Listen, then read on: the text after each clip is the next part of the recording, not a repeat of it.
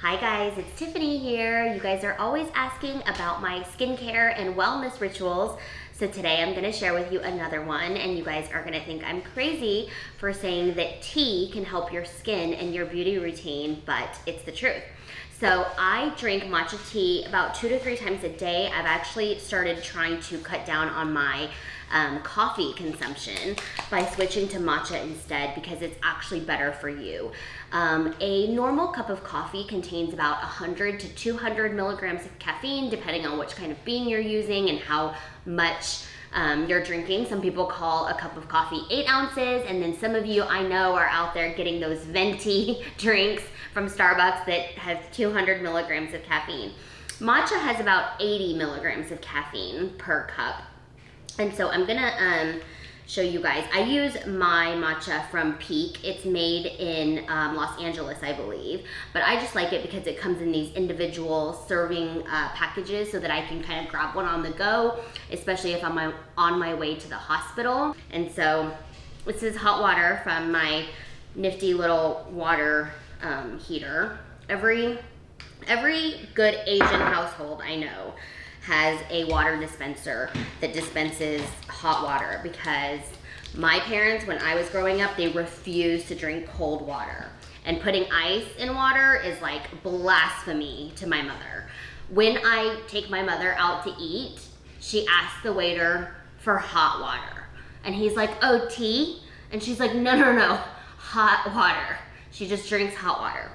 So here is my cup of matcha. It's like a really nice ground powder, and they call it Sun Goddess matcha, ceremonial grade, which apparently the monks in Japan drink matcha before they meditate.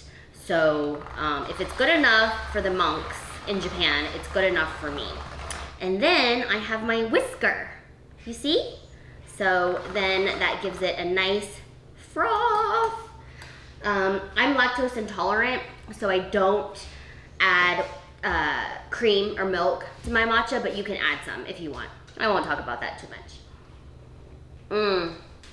So good. So if you've never had matcha, it definitely has a green tea flavor, but it's a little bit nutty and more creamy than just like clear green tea, because it's more I don't know, it's not exactly like tea leaves. It's more of a powder that you then make into the drink. So now I'm gonna tell you about the health benefits of matcha.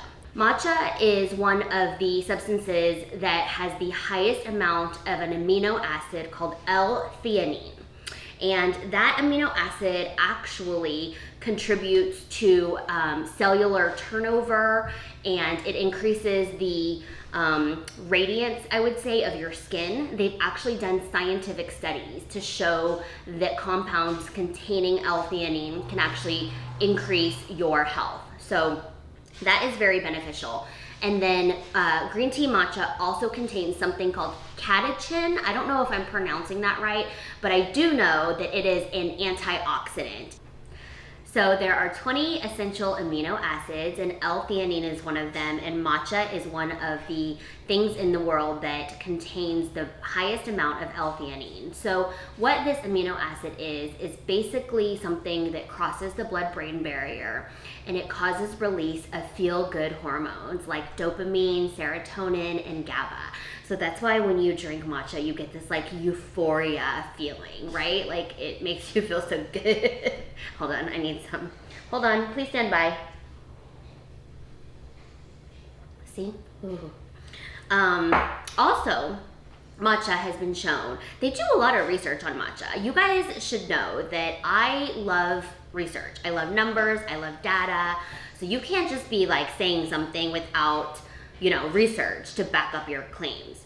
So when my friend told me all these awesome things about matcha, I was like, no way. Like if matcha was that awesome, like how come I didn't know about this before?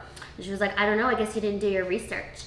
So I went and did my research, and I found a paper that says that when you drink matcha, it actually, because it crosses the blood-brain barrier, it increases the frequency of alpha waves, which are like the feel-good waves in your brain when they hook up that EEG and look at all that's going on inside your brain. You know, sometimes I feel like some of my friends, if I hooked up an EEG to their brain, like we'd see like no activity. You know what I mean? Like the lights are on, but ain't nobody home. Anyway, that was a digression, I'm sorry. So yeah, you should drink more matcha. You should, maybe if you're a caffeine addict like me, like most doctors and moms, try to replace some of your coffee with matcha, because coffee, I feel like it hits you real quick, but then like 2 hours later you kind of, you know, and then you have another cup. The caffeine from matcha is not as much as you get with a cup of coffee. It's about half, but it doesn't have that sharp peak and then you kind of fall. I feel like it's more of a gradual peak for the matcha. So I don't know, if you are a coffee drinker, maybe try replacing one of your cups of coffee with matcha. So I hope you guys found that helpful. Drop a comment below and let me know if there's any other wellness or beauty and skincare regimens or questions that you have for me. Thanks.